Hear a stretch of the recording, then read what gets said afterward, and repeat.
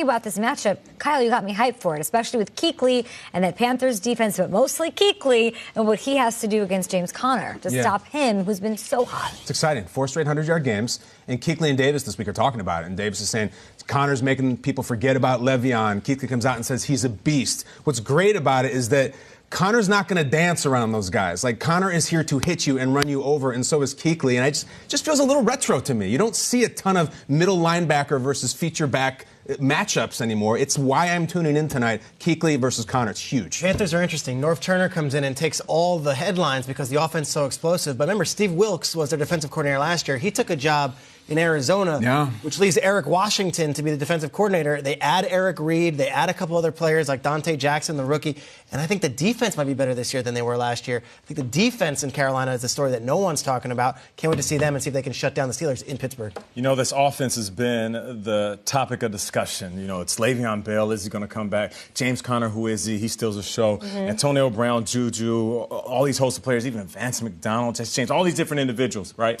But that defense last week, they showed up and showed out. I mean, that rivalry between the Steelers and the Ravens, and it seemed like the Steelers were hitting a little bit differently. Like, they were hitting a little bit harder. It seemed like every time there was a player tiptoeing around the middle, they ended up on their back. There was one drive route that Crabtree had, and he had the ball in his hands, and boom, he was on his back before he could even look up. So I'm looking at this defense kind of getting going. This could be one of those games where this defense hits this very high-flying, fast-moving offense of the Panthers right in the mouth early in the game, and they control the narrative the rest of the game. They're tackling like crazy, the Steelers are. So then you look at a guy like Curtis Samuel or McCaffrey or even Cam Newton, who obviously do a lot of the work after the ball's in their hands, and they might be stopped short of what they're used to or what they've been used to on this winning streak because of all of that tackling. For the Panthers side of things, those 13, I'll go back to it, 13 turnovers in over a 5-1 stretch. I want to see them take that ball to the house. Only 2 of those were touchdowns. Hopefully we get one under the bright lights on the NFL Network. If the Steelers beat up on the Panthers, do we put them in that Patriots-Chiefs conversation in the AFC, or are we still waiting and saying they're not in that top 2?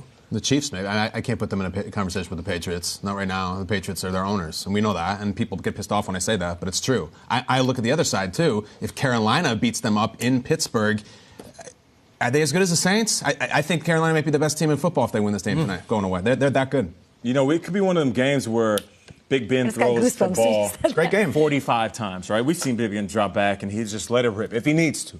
It could be Big Ben throwing the ball 45, close to 50 times. Cam Newton throwing it 25 times and being more efficient. I mean, what we've seen out of Cam, and we compared those numbers early in the show, is that Cam is taking less risk running the ball, dropping back and delivering the ball. So Cam could outperform Big Ben at quarterback tonight, and it wouldn't shock me. Ooh, Big Ben playing at home. Cam, though, with rocking a 67% completion percentage. He's only gone over 60% once in his long career. We'll see how